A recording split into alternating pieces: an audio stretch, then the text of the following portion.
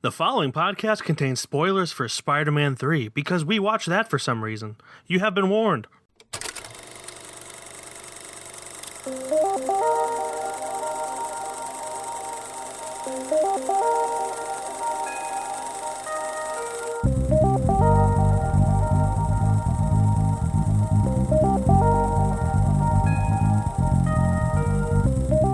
What's up, everybody? It is Glenjamin Button along with Miguel Megusto. My buddy, how are you doing? I'm good, how are you? You forgot to mention that this is Keystone Film Review.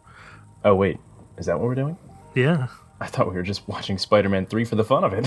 I mean, we're doing God, that too. Yeah. I feel like we are kind of getting a little crazy because of being stuck in houses. Like, when's the last time you left the house? For the first time today, actually, in 2 weeks. I'm not going to count walking down to the gas station that's on the corner of my street just because that's not that big. I haven't left the house since March 12th. It is now March 31st. Yeah, today's my 15th day of... I'm starting to feel like Willem Dafoe in The Lighthouse. How long have we been on this rock? 5 weeks? 2 days? Where are we? Help me to recollect. Who are you again, Tommy? I'm probably a figment of your imagination. This rock is a figment of your imagination, too. Anyway, so being stuck in the house, have you watched more than I think your record so far is one movie? So, right now my record is one movie. But I decided, let's break the mold a little bit. Well, let's watch 2 shows. Two and shows. A movie. movie. That was technically... doesn't count because it's for the podcast. So yeah, I accept that, but it's still good. What shows and the movie I guess was Spider-Man 3. Yes. But what shows did you watch? So I watched Tiger King, which I watched that as well. I honestly didn't care to watch until everybody decided to tell me I needed to watch it. Mm-hmm. That it should not be unseen with your eyeballs. Yeah. Maybe your hands, but with your eyeballs, you need to see it. I was like, oh, God, fine. Because I hate these trends. Because last time this happened, Bird Box or whatever it was. It was Bird Box and then Haunting of Hill House, which Yeah. both you and I did not care for. Like, it's not bad. It's just the hype for it was not warranted. Way overdriven. What'd you think of Tiger King and the hype with it? So, I actually really enjoyed it as a documentary. Yeah, I think it's a good documentary. It's like a solid documentary. I don't think it's as crazy as everyone claimed it to be. No. Like, granted, I lived in Florida for 2 years, so the extents of which people will go to get things they want Yeah. has no bounds in my mind. Like, I have my limits, but people from Florida are crazy. The only thing surprising to me was that people from Oklahoma can also be as crazy as people from Florida. Absolutely. That's the most surprising part of it. Everything else is just like, yeah, this is pretty standard if you've spent significant time in Florida. But yeah, it's a really well-made documentary. I did find it compelling. I do still think it was slightly overhyped, but it is like high quality. It is like the research that was done and everything like that was just so well done. I mean, obviously you've got the crazy kooks who are in the documentary itself, but I mean, And it's one of the rare modern documentaries which doesn't take a side. the only side they took was the cats. Yeah, the cats, and it's rare in today's world where like a documentary doesn't just give the straight facts. They only give the facts that support their thesis and not both sides. But yeah, what's the other show you watched? All right, well, the other show that I watched was Ozark season 3. Oh, I haven't seen any of that. Is that any good? Yeah, absolutely. This show, dude, is it's really good. Everything Jason Bateman does with all the characters in the show and stuff like that. I can't remember if he wrote it or not. I'm not gonna lie about that, but just all the actors in the show and all the characterization, and it's just such a well-made show altogether. And season 3 on top of it all is just Ooh, muy bueno. That's good. Yeah, I've been meaning to watch that, just haven't gotten around to it. I'll probably check it out at some point, especially since, our stay-at-home order has been extended a month. Yeah. It's definitely Jason Bateman's pretty much best work, to be honest, because the character was pretty much just made for him. Oh, yeah. Specifically, molded around him. That's good. Yeah, I definitely want to check that out. I saw quite a bit of films, movies, and shows because I watched Tiger King. Yeah. I also watched a movie on Amazon called Blow the Man Down, which is kind of like a Fargo-esque dark comedy, probably more dry than Fargo. Yeah. Like there are funny parts to it, but it's a slightly more serious than that, and it's got esteemed character actress and fugitive from the law Margot Martindale. That's a BoJack Horseman reference if you didn't get that. But yeah, I really liked it. It's a really good movie. Highly suggest it. Then I saw Unsane, which is a Steven Soderbergh movie that was filmed on an iPhone. I remember that coming out 2 years ago? Yeah, I think it was 2 years ago. It was let's see, it was 2016, so 4 years ago. Wow. But honestly, like, it is much better than the traction it gets. I had one friend when it was still in theaters tell me it was one of the worst movies they've ever seen. Yeah. Granted, I never really took this person's word for truth because they're one of those Disney fanatics. But not that there's anything wrong with Disney, but Disney fanatics need to calm down. They do. And Unsane is Unsane. It's great. I really enjoyed it. It's pretty compelling. The iPhone footage it starts off weird, but then you get used to it, and it kind of works for, the whole feel of it. Then I watched a movie specifically to appease our friend John Clark. Okay. David Lynch's Blue Velvet. I'm not a huge David Lynch fan. He's a little too avant-garde for me. Yeah. I recognize his talent, but his style is just not for me. John Clark. That's one I've been meaning to get to. Blue Velvet? Yeah. Yeah, it's definitely his most, for lack of a better word, coherent film, other than maybe Elephant Man, which is a little straightforward. At least I haven't seen it in 15 years, so from what I remember, it's straightforward. It's less of a mess than Dune. Yeah. But it's fine. I enjoyed it. I am not in love with it like John is, but okay. Yeah, it's a good movie. Makes me more open to watch David Lynch movies in the future. I almost kind of gave up on him. Then I watched a Spanish thriller movie called The Platform, which is essentially a horror thriller about trickle-down economics. Yeah. Did you watch The Platform? No, I did not. Okay. I think you would really enjoy it. It's essentially like a prison movie in which... it is popular on Netflix right now, isn't it? Yeah. So essentially the concept is this prison is essentially just a giant tower with so many floors, levels, and each floor has 2 inmates on it. And the food starts from level 1 and then works its way down. Everyone shares the same table. So by the time it gets to like level 60 or something, there's like disgusting half-eaten scraps and shit like that. By the time it gets down to like the 100th level, there's like nothing. And it's all very fascinating. And then every month they are changed to a different cell. So like the guy starts off on level 48, and then the next one he's in I think he's in like 173. Then the next month he's in like 38. Then he's in 200 something. It's all over the place, and it's crazy, and it's really compelling, and kind of has a lot to say about trickle down economics. So that's all I'm going to say about that. And then I saw a Ingmar Bergman movie called Wild Strawberries. It is it's Ingmar Bergman. It's a great movie. It's about existentialism and shit like that. So. He has the same theme pretty much throughout all of his films, but they're always really good. Yeah. It's about an old man kind of reminiscing on his life. And then I saw The Report with Adam Driver. That's another one that I was like staring at. I'm like, am I going to watch this? Yeah. Or am I just going to jump into Tiger King? Yeah, it's definitely a movie you have to think about. There's not too much going on. It's people just like giving information. It's not. Yeah.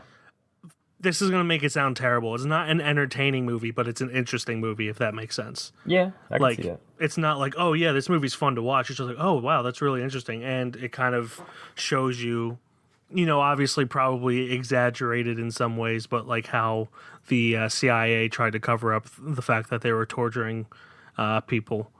Classic. Yeah, classic CIA torturing people. And then the CIA just shut down our podcast. And just like that, we're gone. And yeah, that's all I saw this week. I know it's a lot. First off, are we not going to talk about the fact that you didn't watch any shitty 90s movies other than I needed a break. Spider-Man 3?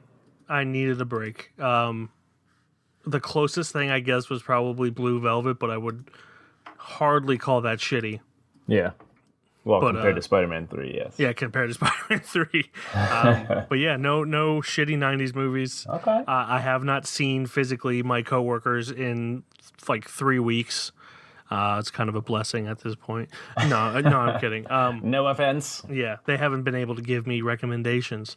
But yeah, I know you got some movie news. I tried to look for something, but there wasn't anything. What news you got there, son? It's very hard to find movie news, especially with all this Corona stuff going on. Yeah, And everything we don't is want to just just like- be repeating ourselves. Yeah, everything is this person got Corona. This movie got pushed back up because of Yeah. Corona. So I at think this- I saw all of this point- Sony's movies have been moved to next year. Yeah, for the next So month, just expect that Corona fucks shit up. That's that. Yeah. But my movie news now is I actually saw this article on Twitter. George Miller wants to shoot Mad Max Furiosa prequel next year and has auditioned Anya Taylor-Joy for the lead. I do like Anya Taylor-Joy. Is it a prequel or is it a sequel? It is a prequel, so it's Is a it a prequel? Furiosa prequel. Okay, are we still getting a sequel to Fury Road, or is that just the? I'm not sure. Right now, this is just a prequel. Okay, I'm sure down the line he will want to do a Fury Road sequel. I honestly would be upset if we didn't. Like, I'm all for Furiosa, prequel, but I need myself a Mad Max Fury Road sequel. Yeah, it's kind of like wasted potential if we don't do a sequel with Tom Hardy Yeah, definitely. again. Yeah. Oh, it looks like they have one in development. Mad do they? Max: The Wasteland. Hell yeah. There is no year for it yet, so who knows how long that will take. But I think it'll be worth the wait. Yeah, so there's that. Obviously, they're just auditioning. They can't really do much right now. So Yeah. So that's kind of all the movie news I have. I'm excited for that. We all here love Anya Taylor-Joy, as we all, I mean, this dynamic duo that we are. Yeah. We unanimously love her. Yeah, it's an end of story. That's a wrap. Yeah. But yeah, that's all I've got. Yeah. So I guess that means we should reluctantly get into Spider-Man 3. Do we have to? I mean, Netflix Roulette told us to, so. Bastards. I'd rather take the bullet.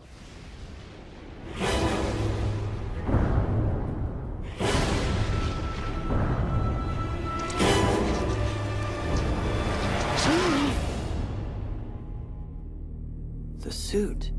Where'd this come from? This substance amplifies aggression. Seems to like you. Looking good, Spidey. Love the new outfit. It's the power. It feels good. I'm worried about you. I don't need your help. Everybody needs help sometimes, Peter. Even Spider-Man. You're gonna kill me like you killed my father. What's happened to you? I don't know.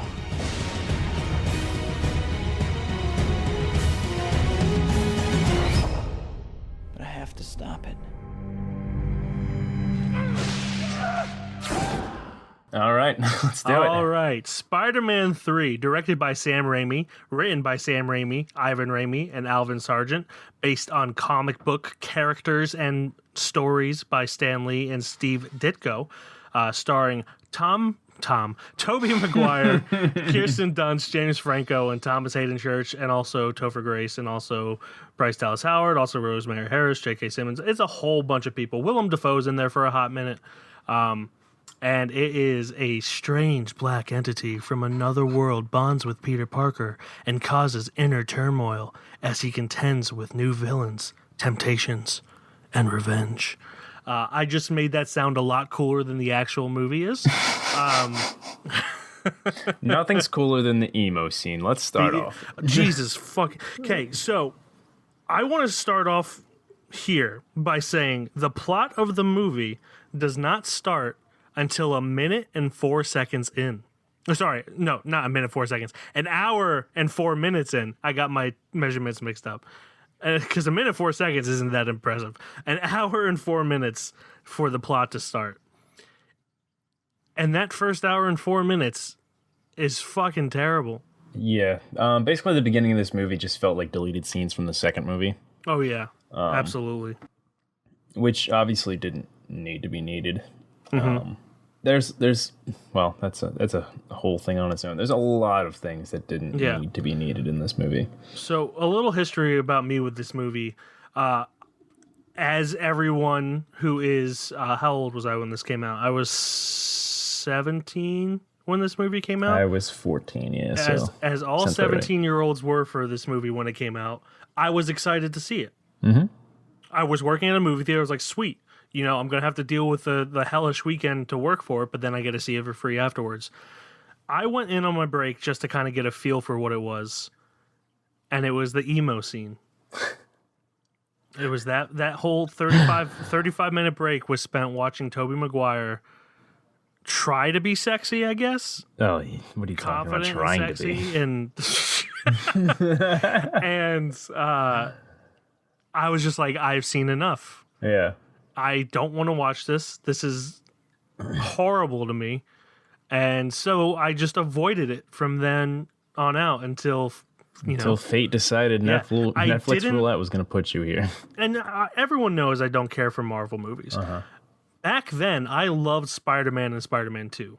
I still love Spider-Man and Spider-Man 2. They're still one of the best comic books, or some of the best cookbooks. Yeah. They are, honestly, like, if every movie were as good as those ones, every Marvel movie, I probably would still enjoy them. You know, I feel like they kind of lost their charm and they're too cookie cutter now. And this kind of ruined it for me. And that same year, I think it was, X-Men The Last Stand came out, which is also a train wreck of a movie. Oh, God. Let's see if I'm right here. Oh, no, that came out the year before. Yeah. So two third parts of Marvel movie series. There was X-Men 3, which was The Last Stand, and then Spider-Man 3 came out 1 year after the other, and both were garbage. And if I'm honest, until, like, I loved Iron Man, but until Iron Man, it was only a year. I'm trying to put this in a way that seems impressive.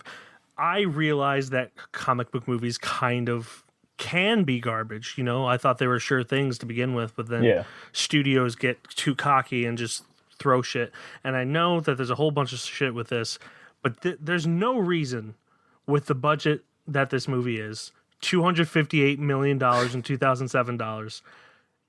No reason it should be this bad. I know Sam Raimi didn't want to make it. He shouldn't have made it. He shouldn't have signed a 3-movie contract if he didn't want to make 3 movies. He shouldn't have. He should have stepped aside, you know, kind of reworked his contract. And this just feels like a movie to get a paycheck, and that's really what it was. And those kinds of movies piss me off. Yes, kind of. Yes, kind of. He did want to make the third one. He didn't want to have Venom in it at all. Like, he didn't want that to exist, period. He wanted it to strictly be Sandman. I don't even think... Which makes sense because Sandman's the only redeeming part of this entire movie. I don't even think he wanted Green Goblin in there. I mean, that whole arc is just stupid in the beginning. Oh, yeah. Just to begin with, period. I haven't done my full research on this movie since like a couple years ago, but I kind of, when all this was going down, I was like, I need to know everything about this because this is shit and it's wrong. He did want to do this movie. He absolutely did. He made it hot garbage on purpose to basically kind of spite Sony because they're making him do shit he doesn't want to do. See, that's the shit that pisses me off, though. Yeah. Like, you're not no matter what, Sony can make a 2-minute trailer that makes this movie look good. Mm-hmm. There's enough in there to do that.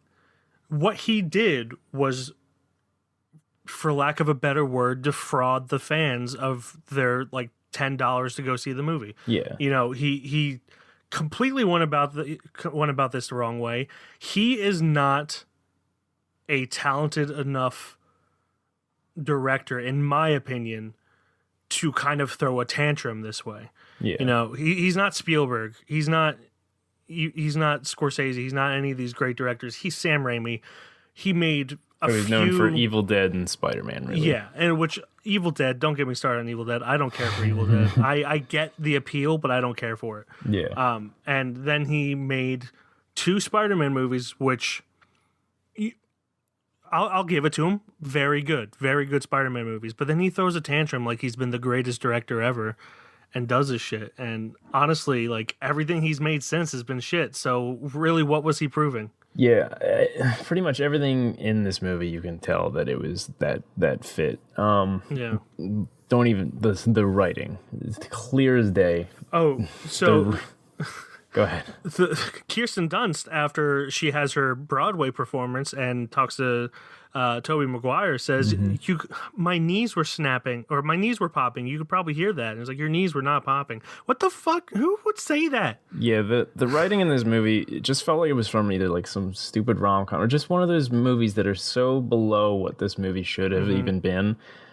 And they were just having conversations that nobody would have, or it was just something you'd expect from like a high school script or something like that. Yeah, it was that's like, what it felt like. It felt with pretty much A-list actors, and yeah. Their performance, they could only do so much with what they were given. Oh yeah, and obviously you could tell on their faces that they weren't enjoying it. I mean, like, other than James Franco, because he got to paint his little paintings in one scene. Yeah, I don't think this is by far, in my opinion, James Franco's worst performance. Yeah, he's awful in it. I don't know if he just checked out because he didn't want to be a part of this. Tobey Maguire is not great in it. Kirsten Dunst is not great in it. That fucking little, like, when she walks out after getting fired and people are clapping and she thinks it's for her for a moment. Like, what are you doing? Yeah. Yeah, it's just not a well-made movie. And with the exception of the Sandman story, because that was honestly compelling. Like, I dug that. I read somewhere that people wish that wasn't a part of it, which I get, because you know, people want Venom. Yeah.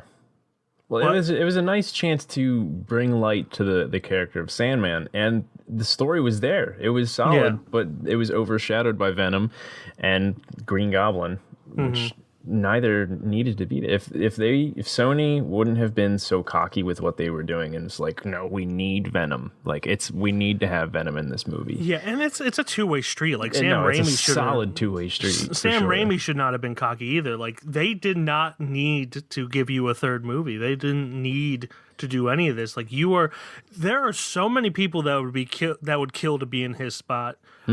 Me, kind of. I don't want to ever make a movie that has that high of a budget, but like, recognize where the fuck you are, Sam. Like, you are so lucky. Like, it's one movie. If you have to make one movie that isn't the way you want to make it, you're lucky. Like, other people would kill for that.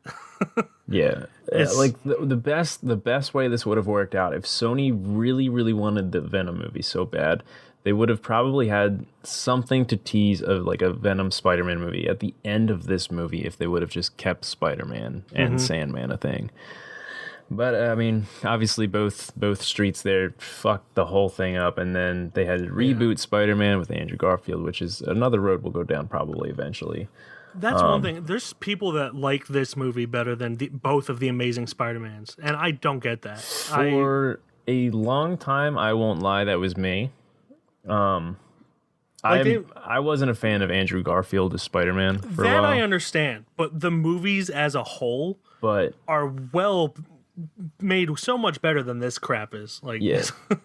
But Amazing Spider-Man 2, I I guess at this point it's more of a guilty pleasure. I think it's one of the best Spider-Man movies we have, other than like 2, and I mean obviously the new ones too, because there was so much more at risk with that movie. Yeah, they did like a clusterfuck of villains like they did with this movie, but Yeah. I feel like there was so much more risk in that movie. The thing is, they focused on one.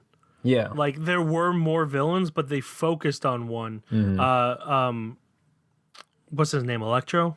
they did Electro. Electro, he is the main villain of that. In this, the climax is literally with 2 villains. Yeah, It's so the like I get what people are saying in comparing that, but they're really not the same, because while there are multiple villains, one of them, it's like when Scarecrow shows up in The Dark Knight when that's the Joker's movie, or Scarecrow when he shows up in The Dark Knight Rises when that's Bane's movie. yeah. And it's not like there's multiple villains. There are multiple characters who happen to be villains. Yeah, it was a But nice there little is- cameo for Cillian Murphy, but other than that, he didn't need to be there for just that spotlight.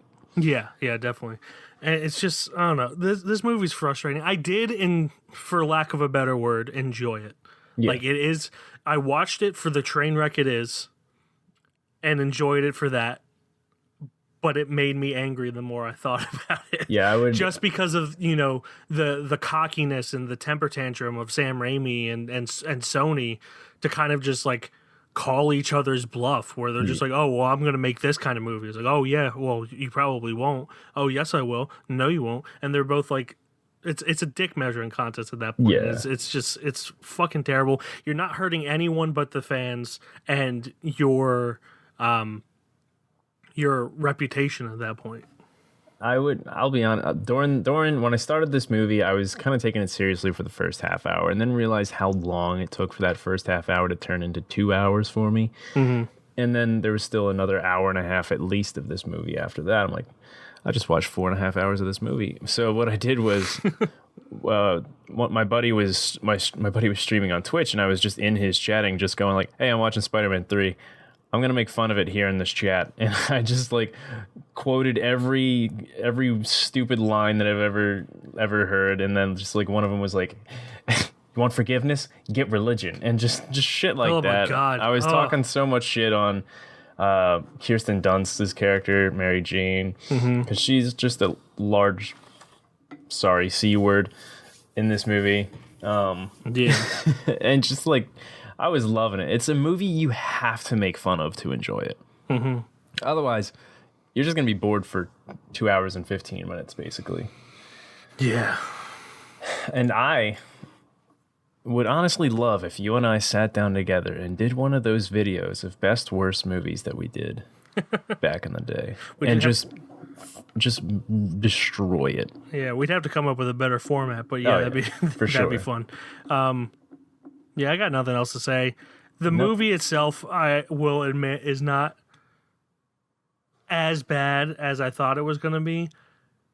However, the sheer, like, what's the word? Gratuitousness of it all is where, Sam Raimi was forced to put characters he didn't want to put in, so he just shat and then put that shit in the movie. And like, it's just the cockiness that gets to me.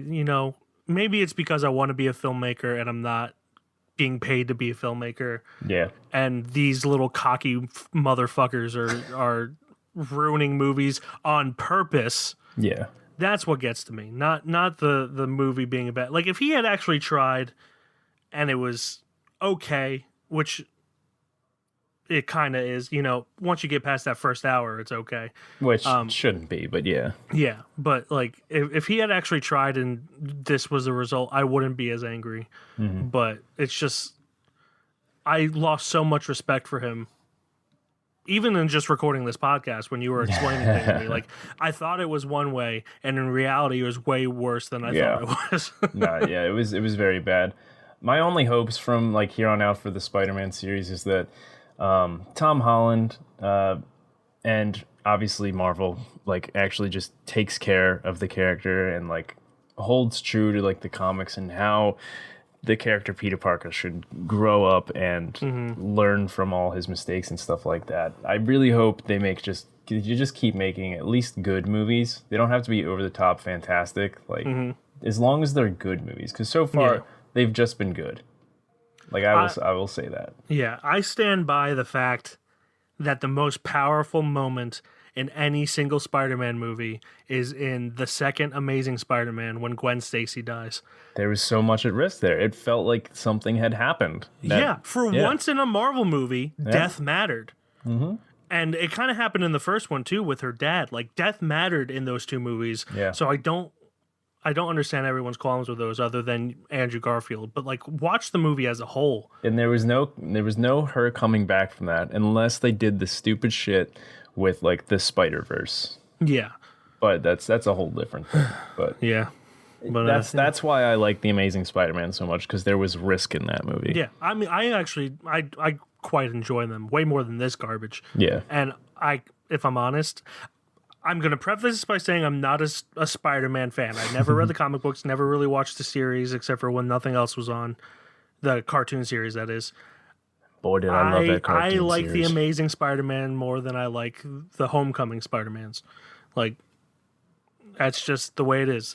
I feel like Marvel has their hand in too much with the new ones. Yeah. And I'm not a fan of the way they're handling things, so.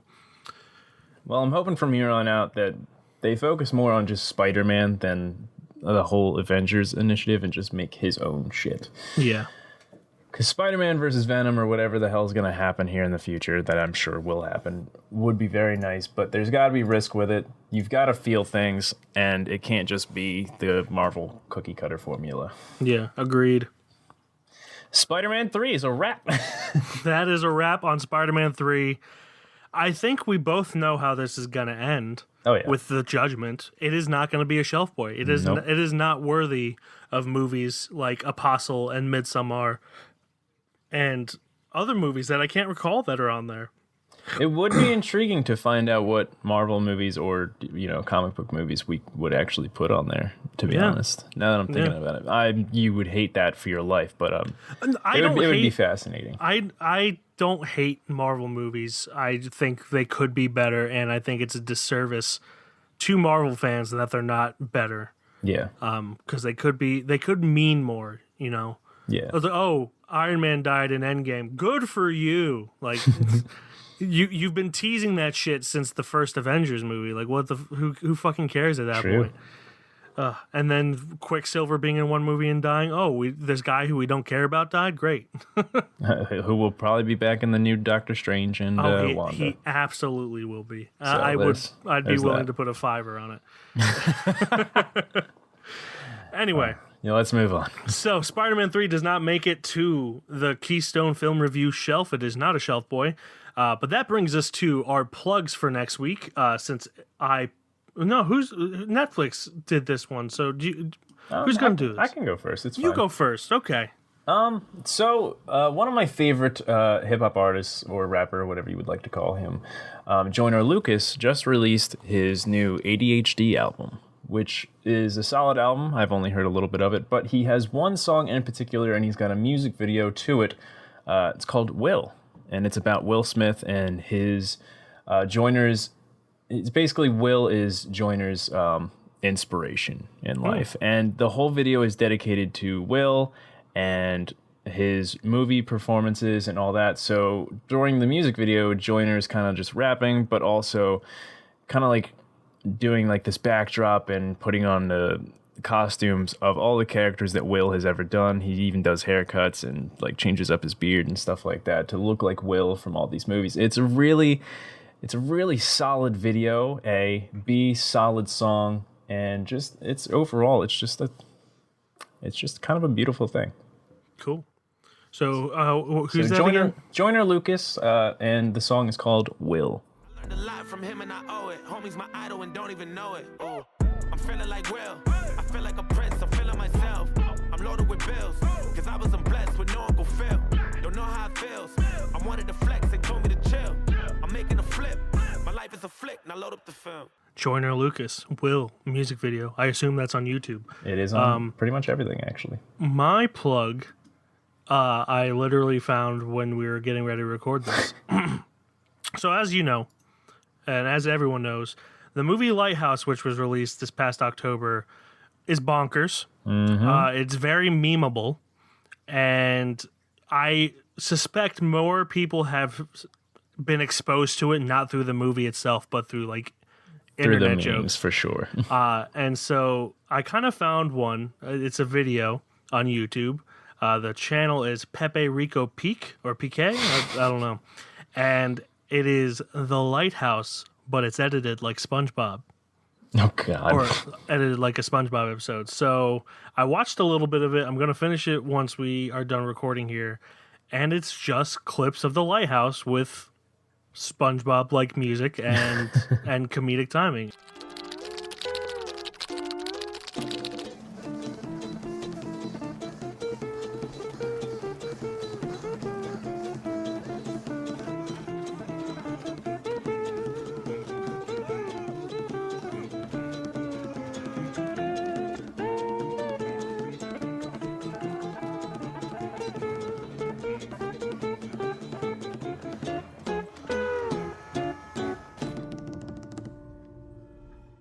I love it. Yeah, it's definitely. I mean, it's a solid movie. I'm confused by it. I will not lie, beyond all belief. Regardless, Anyone who's not confused by it, I think, is full of shit. But watching all the, like, I sent you a couple weeks ago the one of like DMX in the background and Robert Pattinson just beating the living hell out of that seagull. Yeah. There's a page dedicated to just Robert Pattinson beating the hell out of a seagull to different songs, and it's quite hilarious. Oh yeah. So those are your two plugs for this week. It is Joyner Lucas. Joyner Lucas with the song Will, and also The Lighthouse, but it's edited like a SpongeBob episode from the YouTube channel Pepe Rico Piqué. And so that brings us to what our film is for next week. I am choosing this week, and the film I'm picking is on Amazon Prime. It is a little bit of a Nicolas Cage film, if you will, and he actually won an Oscar for this. Interesting. And it is called Leaving Las Vegas. Oh wow! Got a funny little story about this movie so far. Yeah, and you did not see that coming at all. No, I did not. So, Leaving Las Vegas is directed by Mike Figgis and written by Mike Figgis based on the novel by John O'Brien, starring Nicolas Cage, Elizabeth Shue, Julian Sands, Richard Lewis, and other people who I will not get into at this time. And it is about Ben Sanderson, a Hollywood screenwriter who lost everything because of his alcoholism, arrives in Las Vegas to drink himself to death. There, he meets and forms an uneasy friendship and non-interference pact with prostitutes Sarah or Sarah. I haven't seen the movie, so I don't know how it's pronounced. It's spelled Sarah. I would assume it's Sarah. But it could probably Sarah. But Nick Cage actually won an Oscar for his performance in this, so I'm interested to see if it's just the first time people were exposed to Nick Cage, or we'll see. I assume he's going to bring his normal intensity. So that is Leaving Las Vegas. Again, that is on Amazon Prime. Hold up. So as it turns out, it is no longer on Amazon Prime, but we did find a new outlet. You could actually watch it for free on still. It's got some ads, but it's Pluto TV. Totally free. It's got some ads, and you can watch Leaving Las Vegas with all Nick Caginess. You know what I'm saying? Go over to that bad boy. Thank you, everybody, for listening to Keystone Film Review. As always, you can follow our website, KeystoneFilmReview.com. On Instagram, we are Keystone_Film_Review. On Twitter, Keystone_Film. Facebook, Keystone Film Review. On Letterboxd, I am Mike KFR. And I am Glenn KFR. And that will do it until we get Nick Cagey with the Beige. I don't know. Nick Cage and Leaving Las Vegas. God. Nick Cage wearing beige. Let's get into it. Yes. Okay, bye. Bye.